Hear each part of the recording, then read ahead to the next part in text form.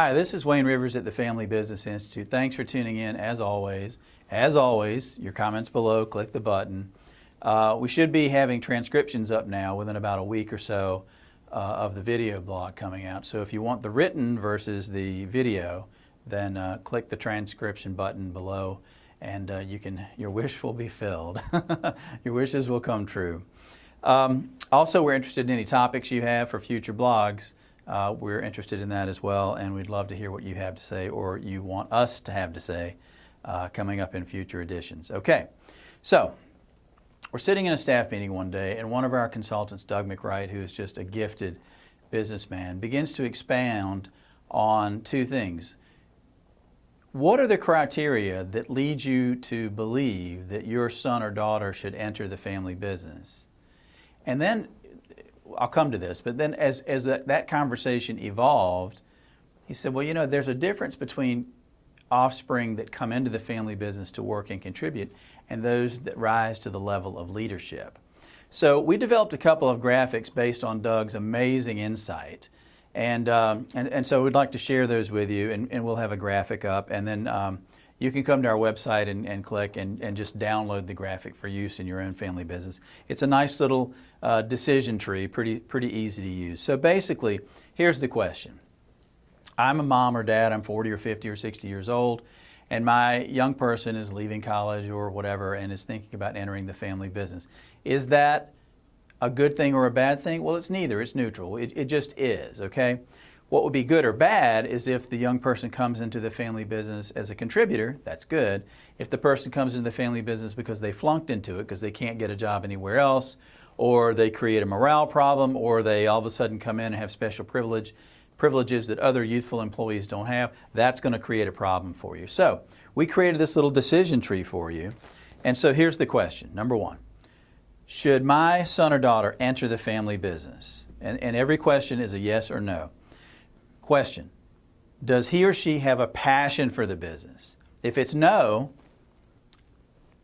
got to help them with other opportunities, right? If it's yes, we move to the next question.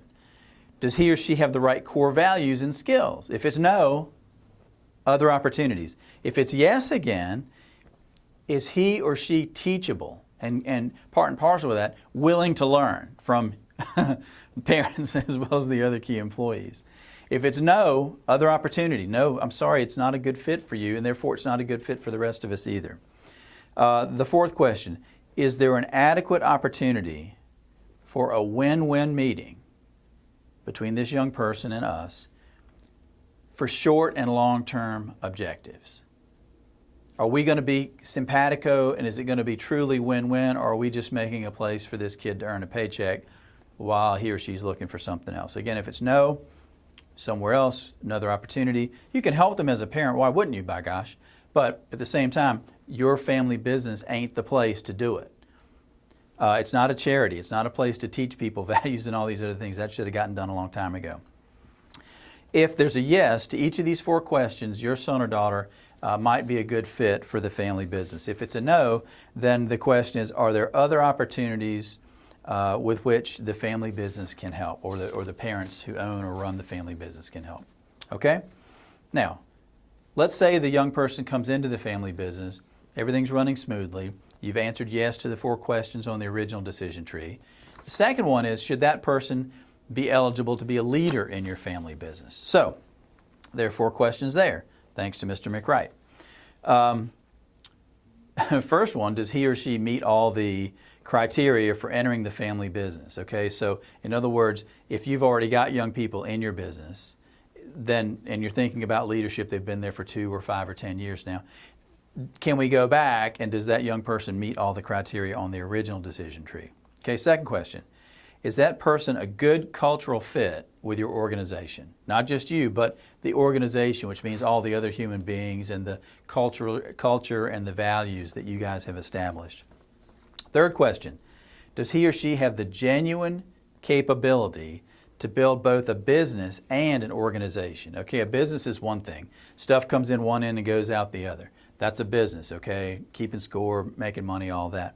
Building an organization means building people. Does that person have the capability to attract talent, manage talent, continue to grow the organization, to continue to build and sustain the culture that you've built. And the final question, does he or she have the leadership skills to move the needle? If the person's going to come in as a placeholder and just kind of maintain the status quo in the business, you probably need a little more firepower than that. I mean, really, if you think about it, you've got, let's say mom and dad are running the family business, okay, and earning commensurate wages. Well, now if you have another leader, that means 3 hogs feeding from that trough. So if they don't move the needle, it's really not enough money to go around for everybody. So that's one practical consideration right there. If your young person meets those 4 criteria, then a good fit in the family business. So parents and grandparents, aunts and uncles struggle with onboarding next gen into the family business.